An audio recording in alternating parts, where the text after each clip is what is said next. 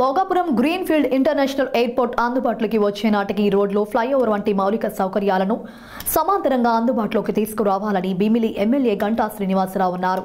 ఈ మేరకు అసెంబ్లీలో ఆయన మాట్లాడుతూ పీక్ అవర్స్ లో హనుమంతవాక జంక్షన్, మధురవాడ తదితర ప్రాంతాల్లో ట్రాఫిక్ రద్దీ నిత్యం ప్రజలకు నరకప్రాయంగా మారుతోందని ఆందోళన వ్యక్తం చేశారు. అనుకున్న సమయానికి కంటే ముందుగానే భోగాపురం ఎయిర్పోర్ట్ పూర్తి కానున్న నేపథ్యంలో 15 ఫ్లైఓవర్లు, రోడ్ల విస్తరణ, కనెక్టింగ్ రోడ్లు సహా బీచ్ వెంబడ ఎలివేటెడ్ ఎక్స్ప్రెస్ కారిడార్ పనులు యుద్ధ ప్రాతిపదికన చేపట్టాలని సూచించారు. విశాఖకు అత్యావశ్యకమైన మెట్రోకు బడ్జెట్లో నిధులు కేటాయించలేదన్నారు.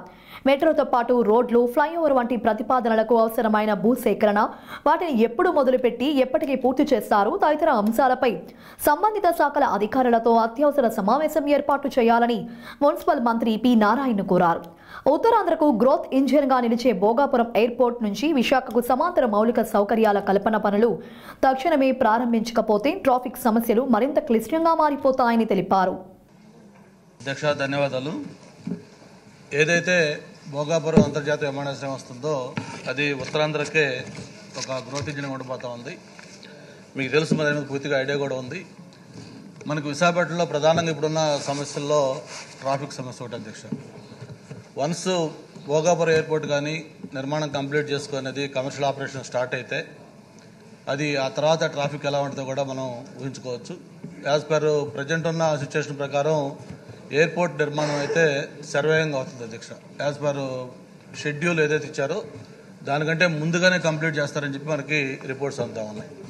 మరి వన్స్ ఎయిర్పోర్ట్ స్టార్ట్ అయ్యే లోపు కానీ దానికి కావాల్సిన ఇన్ఫ్రాస్ట్రక్చర్, ప్రత్యేకించి మెట్రో కానీ, లేకపోతే అప్పుడు గతంలో మనం గవర్నమెంట్లో ఉండడం అనుకున్నాం, మీకు కూడా ఐడియా ఉంది, బీచ్ రోడ్లో ఒక ఎలివేటెడ్ ఎక్స్ప్రెస్ హైవే లాంటిది ఒకటి కానీ, ఉన్న ఎగ్జిస్టింగ్ రోడ్లలో ఫ్లైఓవర్స్ కానీ, ఇవన్నీ కూడా మనం నిర్మాణం పూర్తి చేసుకోకపోతే రేపు ఎయిర్పోర్ట్ స్టార్ట్ అయిందంటే ఆ రోజు నుంచి ఇంకా హార్బుల్గా సిచ్యువేషన్ తయారవుతుంది అధ్యక్ష.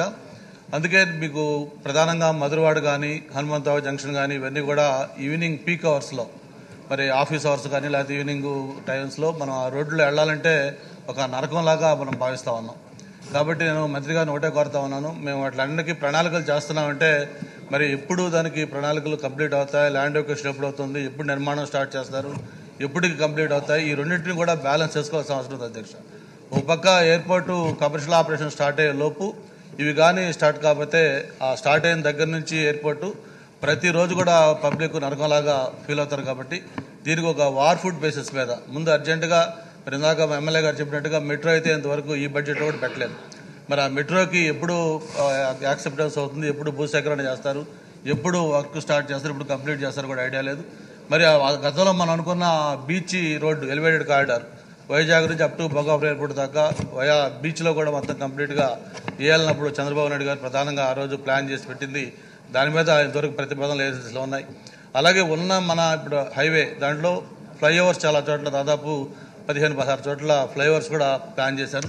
వాటికి సంబంధించిన వరకు ఏమి ఎక్కడా ముందుకు సాగట్లేదు. కాబట్టి దీని మీద ఒక ఎమర్జెన్సీ మీటింగ్ ఒకటి పెట్టి అన్ని డిపార్ట్మెంట్తో కూడా R&B కానీ, లేకపోతే హైవేస్ కానీ, లేకపోతే MAVD కానీ అన్ని డిపార్ట్మెంట్తో సమన్వయం చేసి దాని మీద ఒక యాక్షన్ ప్లాన్ కూడా చేయాలని కూడా కోరుతున్నాను అధ్యక్ష.